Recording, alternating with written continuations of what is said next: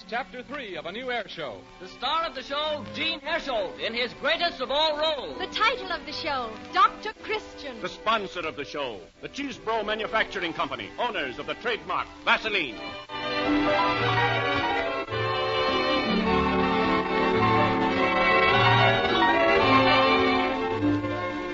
For years, Gene Herschel was one of the outstanding character actors of pictures.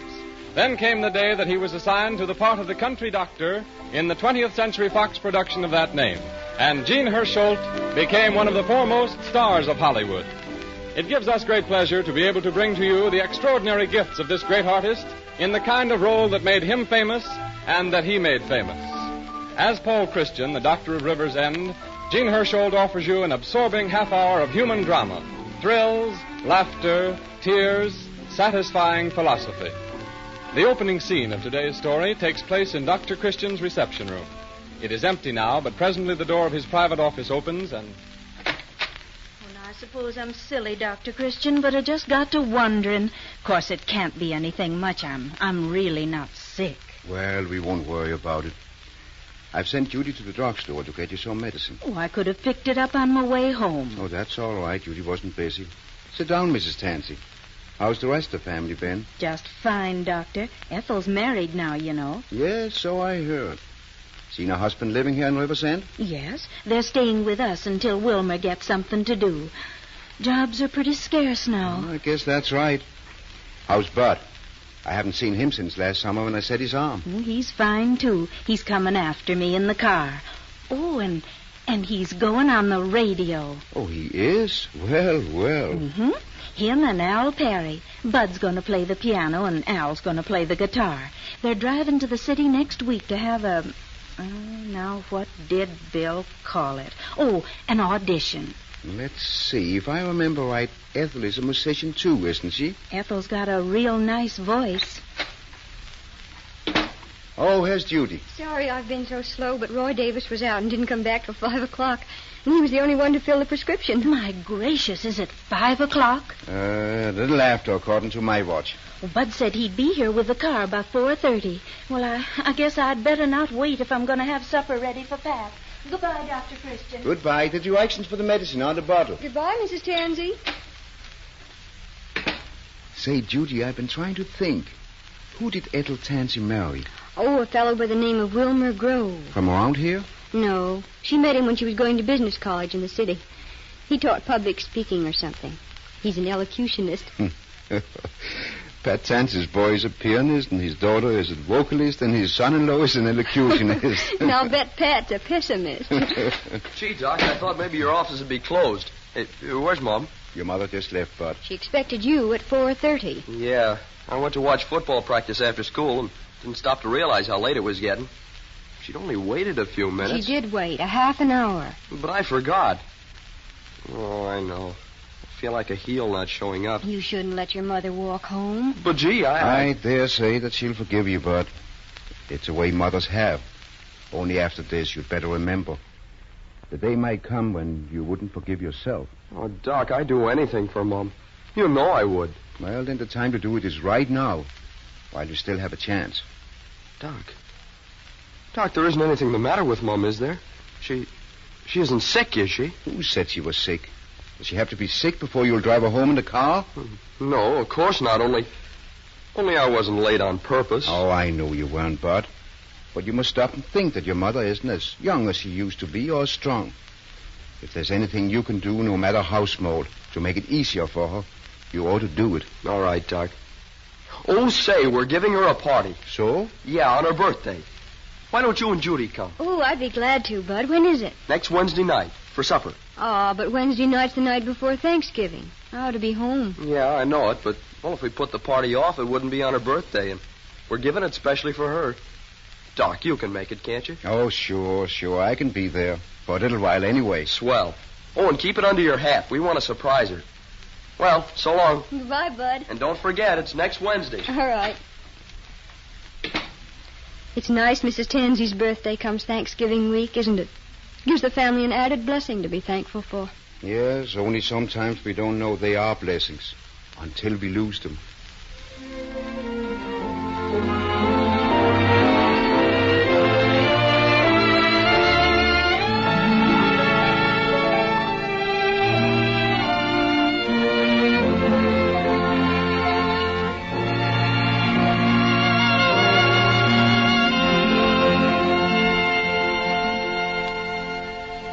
It was more than 50 years ago that Robert A. Cheesebro, inspired by the legends of the Indians concerning the healing properties of crude petroleum, refined and perfected Vaseline petroleum jelly for medicinal use. Since that day, the trademark Vaseline has become one of the most widely known trademarks in the world.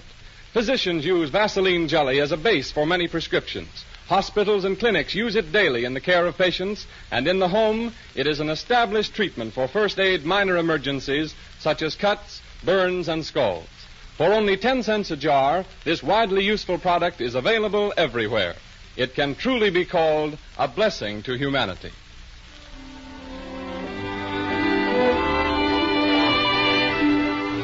We take you back now to the Tanzy home in River's End, where preparations for Mom's party are in full swing. The time is late Wednesday afternoon. The scene, the living room of the Tanzy home. Mrs. Tanzy is bending over an ironing board.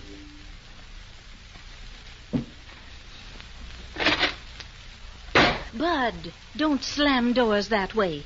Ethel's sleeping. Say, what does she think she is, a duchess or something? Taking naps every afternoon? Now, Bud, Ethel isn't strong. She needs her rest. Oh, nerds. Say, Mom, how long are you going to be in here with that ironing board? Until I get this shirt ironed. Wilmer wanted to wear it today, so I got up a little early and washed it. Well, make it snappy, will you, Mom? Yes, Say, dear. Mary. Hiya, Dad. Oh, hello, Bud. Mary, did you see my yellow tie anyplace? It's in your top drawer. No, it ain't. I've looked all over for it. It's a funny thing. Every time I want to wear my yellow tie, it's missing. You haven't got it, have you, Bud? If I had, I'd sure keep it a deep secret. That tie. I'll find it for you, Pat. I'm just through here. Oh, Hey, Mom. What's the matter? it's nothing. Just a little stitch in my side, I guess, when I bent over to pick up the ironing board. It's gone now. Well, be careful, Mom. You know, we're giving this party for you. Yeah, that's right. You're the guest of honor.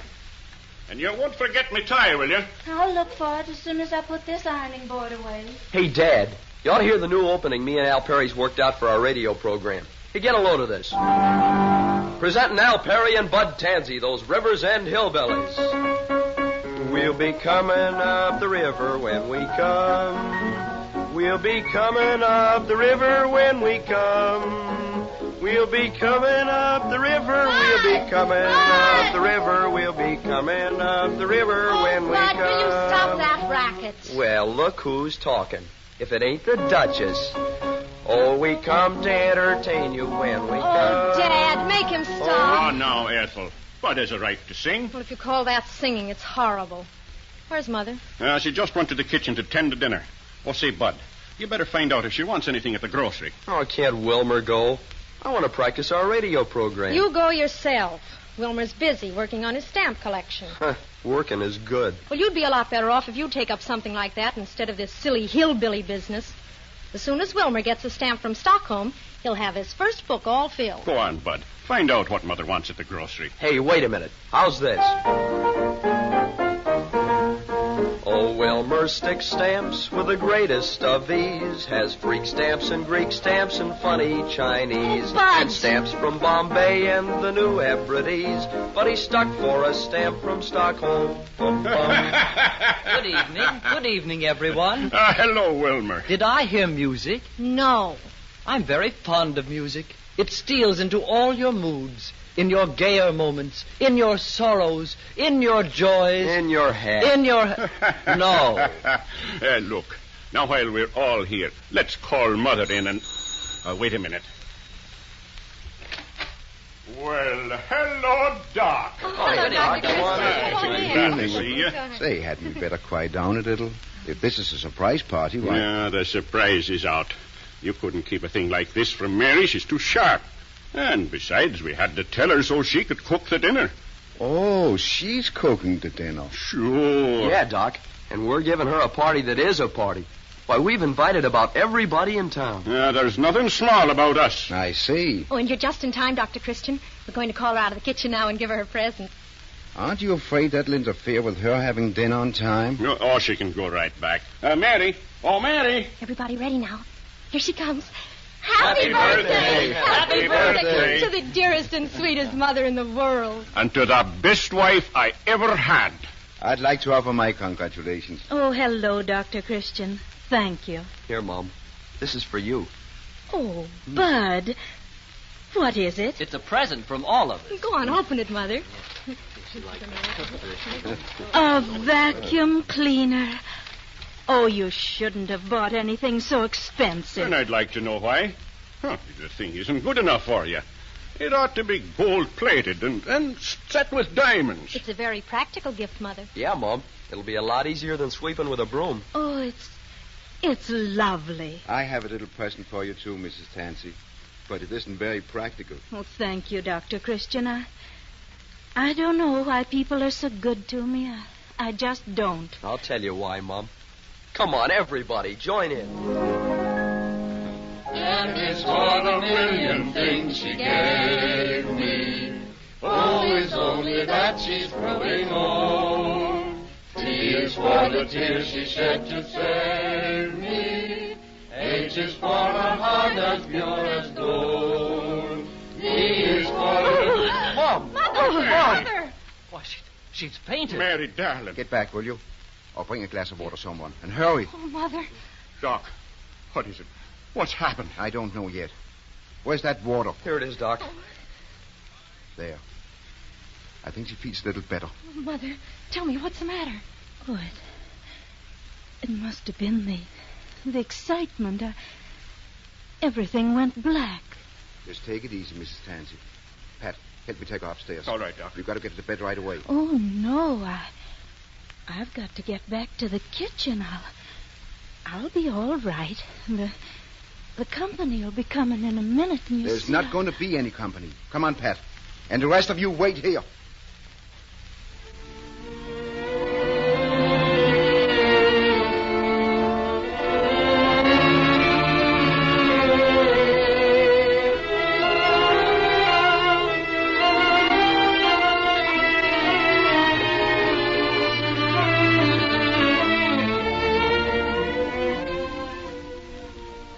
The living room of the Tanzy home about half an hour later. A circle of anxious faces as Pat comes slowly down the stairs. Where's Dr. Christian? He'll be down in a minute. What did he say about Mom? Nothing. Only he shook his head. Well, I wouldn't worry yet. I'm sure she can't be seriously ill. A serious illness doesn't appear so suddenly. There are symptoms, indications. And I don't think any of us have ever heard her complain. I don't know. I phoned all the guests. I told them not to come. Well, it doesn't seem possible that anything could happen to Mother. I couldn't stand it. Oh, gee, Ethel. Don't cry. We gotta keep our chins up. It won't do no good to cry about it. But on her birthday. There, darling. Now, dry your eyes. Here comes the doctor. Dr. Christian. Sit down, Ethel. All of you. You can tell us, Doc. I guess we can take it. I'm afraid it's some bad news. Doc, what is it? Well, it's just this. Your mother has always worked hard. Too hard. She's worked for you and taken care of you and scraped to send you through school. She's nursed Pat when he was sick and encouraged him when he was out of a job. And you've taken all this for granted. You let her go on drudging and slaving 365 days a year. You invite the whole town here for a birthday dinner and let her cook it. But just because you chip in and buy a present, you feel very pleased with yourself. But, Doc, I didn't think that... You never think. Any of you. Most of the trouble and sorrow in this world isn't caused by mean people, vicious people. It's caused by people who don't think. Dr. Christian, if you'll only save her. I can't save her. Oh, Doc. It's her heart. Oh. And I can't do anything. But maybe you can. What is it? What shall we do? Well, she'll have to be quiet, stay in bed. She'll need a nurse, and maybe after a while, we'll want to call in a specialist. If you do, it'll be expensive. Oh, that's all right, Doc. You're working now, aren't you? Yes. How about you, Wilmer? Well, I'm looking for employment. Oh, I've forgotten. What do you do? I'm a diction instructor. I teach people to talk. I don't think you'll make much headway here. Most people in Riversend talk too much. Yes, the possibilities do seem a trifle meager. How long have you been without a job? Well, I should say I've been available for about 8 months. You've been living here 8 months without working? Oh, but Dr. Christian, he I wouldn't say you were available. I'll say you're a bum. Why, see here, sir. Sit down. Well, you can't talk to me. I said sit down. Is it Wilma's fault if he can't find anything to do? Well, we'll come to that presently. It seems to me that you took a course in business college, didn't you, Ethel? Yes, I did. But I got married right afterward. Yes, and brought your husband here to live with your mother. Yes. So I haven't had any practical experience. Well, I know just the place where you can get it. They're looking for a stenographer in the office of the lumberyard. And I'll be earning money, too, Doc. Big money on the radio. Just as soon as I start delivering results. Yes, you'll be earning money tomorrow. They live on groceries. Huh? I'm going to get you a job working after school at Barlow's store. Well, yeah, but Doc, keep quiet. Dr. Christian knows what he's about. The only thing that sort of puzzles me, Doc, is who's going to take care of the home and do the cooking? Well, you'll all have to help with the housework. You can do your share when you get home in the evening. Yes, but hold on there, Doc. I do a good day's work at the shop. When the whistle blows at 5 o'clock, I like to quit. Mother did a good day's work, too.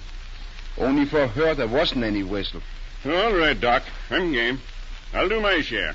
But still, there's the cooking. I think Wilma can do that. Me? I cook? Looks that way, Wilma. You're the only one left to do it. But I've never cooked in all my life. Well, don't feel badly about it, because you're going to learn right now.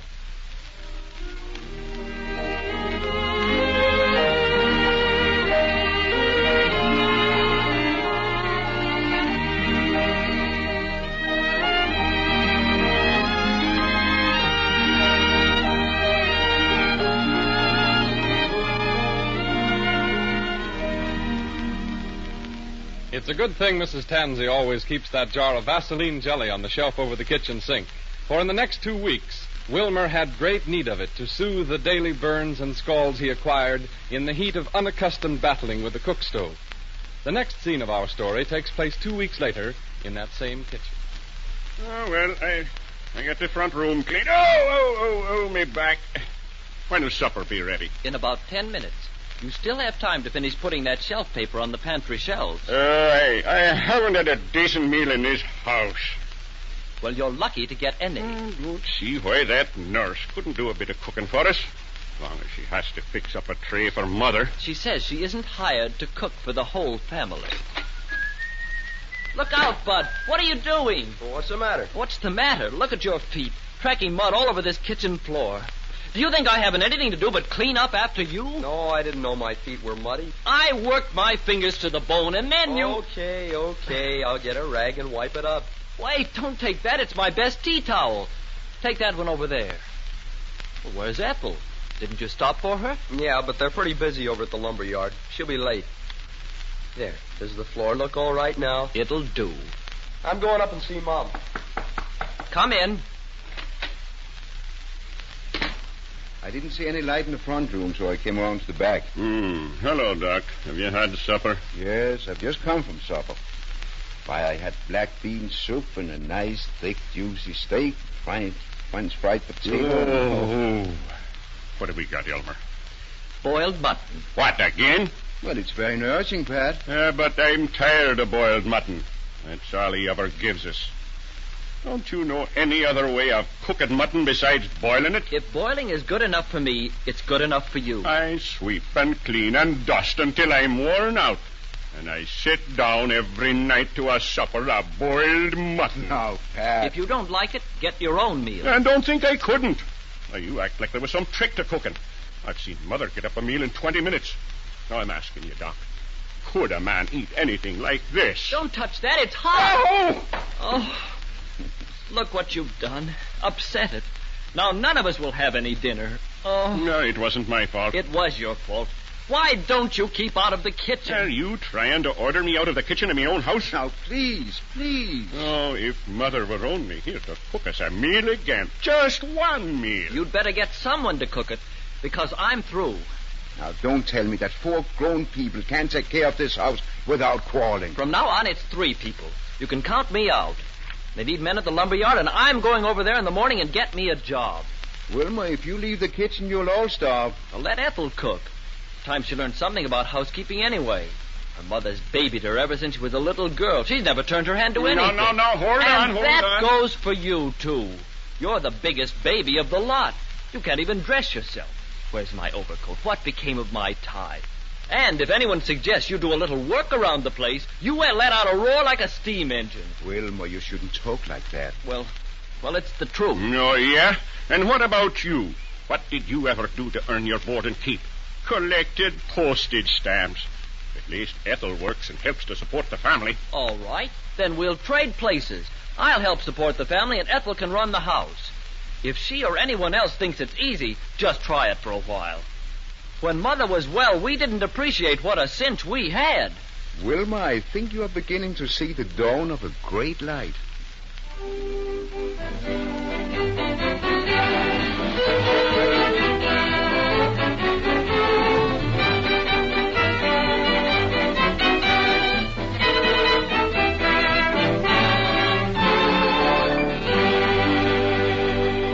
It is important for the young man starting out on a new job to present a neat, well-groomed appearance. Vaseline Hair Tonic can make it easy for you.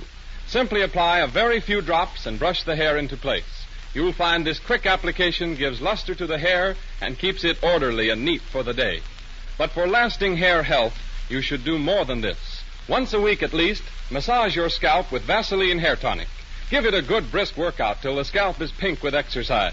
Then shampoo the hair, and when it is dry, groom it again with Vaseline Hair Tonic. A 40-cent bottle of Vaseline Hair Tonic will give you 6 to 10 such weekly treatments in addition to daily grooming.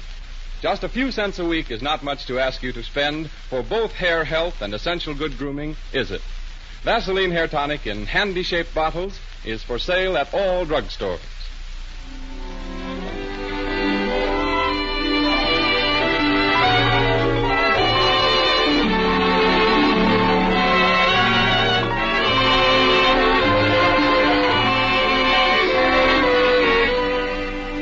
We return you now to our story of Dr. Christian of River's End with Jean Hersholt, beloved Hollywood star, in the title role.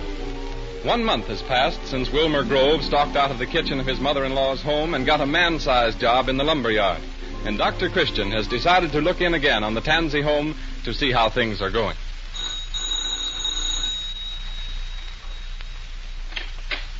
Oh, good evening, Dr. Christian. Good evening, Ethel. You know Judy Price, don't you? Oh, sure. She had to work late at the office this evening, so I'm driving her home. Thought I'd drop in on my way past. Where's everybody? Bud and Dad are downstairs cleaning up the basement. And Wilmer has to work tonight. He's been awfully busy since he was made assistant superintendent. How's Mother? Oh, I think she's better. And Dr. Christian, I cooked the things for her tray this evening, and she ate every bit. The nurse just brought the tray down. Oh, that's swell, Ethel. I'll go up and see her. Judy, you can stay here and talk to Ethel. All right. I'll only be a minute.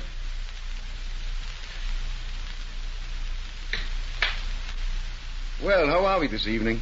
Hello, Dr. Christian. Oh, I feel just as good as I ever did. Now, don't be too optimistic. Cases like this are very stubborn.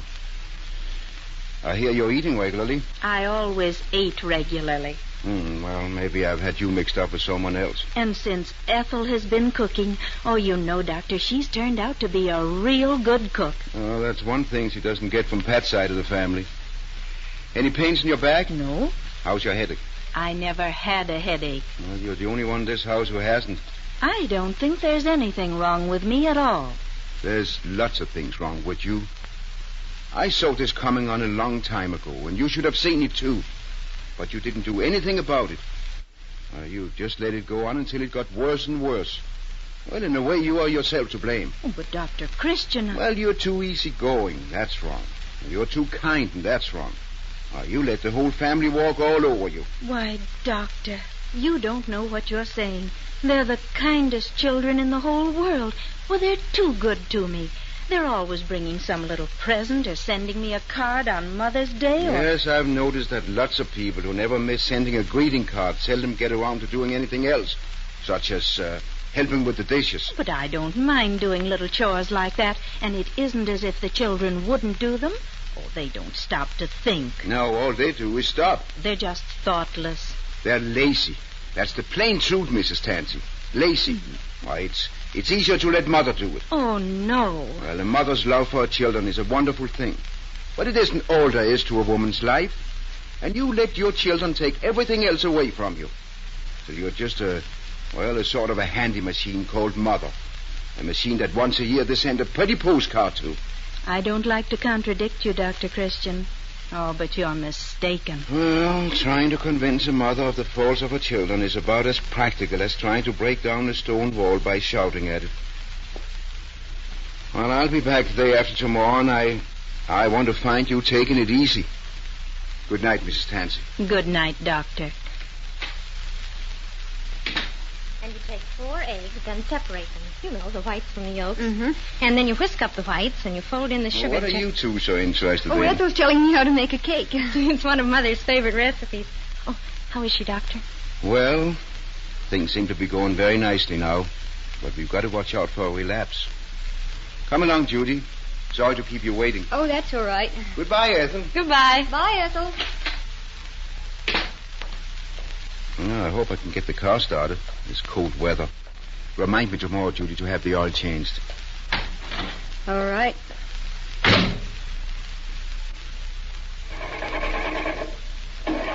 How's Mrs. Tanzy? Well, I might be wrong, but I have a hunch that she'll be out of bed tomorrow. Why, that's marvelous. You've made a wonderful cure. I didn't cure her. She wasn't sick. I just sent her to bed to teach that family of hers what it was like trying to get along without her. But I thought she had something the matter with her heart. All mothers have something the matter with their hearts. They're too big.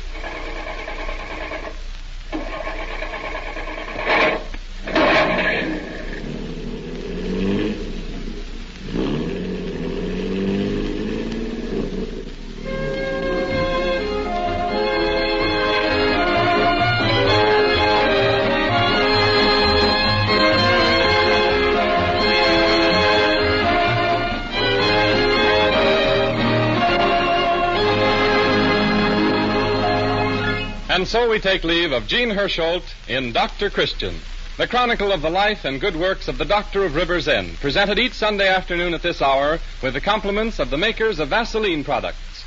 Cold weather is settling down over much of the country, so let us give you these timely reminders. To prevent and relieve chapped lips, get a stick of Vaseline camphor ice.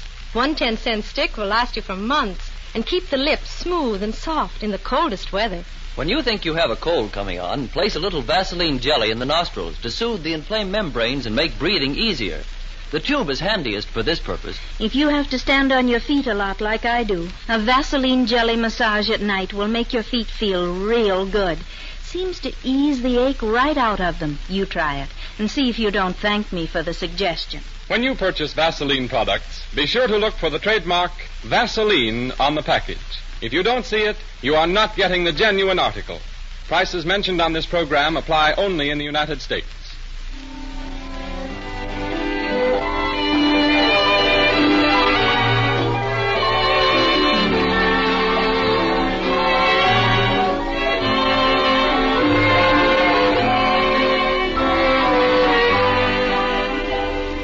Next Sunday at this same time, the makers of Vaseline preparations will present Chapter 4 in the story of Paul Christian, the Doctor of River's End, with Jean Hersholt in the title role. Jean Hersholt appears on this program through the courtesy of 20th Century Fox. And if you haven't already seen the new 20th Century Fox picture, Heidi, in which Jean Hersholt appears with Shirley Temple, we invite you to do so. It is now showing at theaters everywhere. Heard on today's program was Turn on the Red Hot Heat, from Walter Wanger's Vogues of 1938. This is Arthur Gilmore bidding you good afternoon for the makers of Vaseline preparations. This is the Columbia Broadcasting System.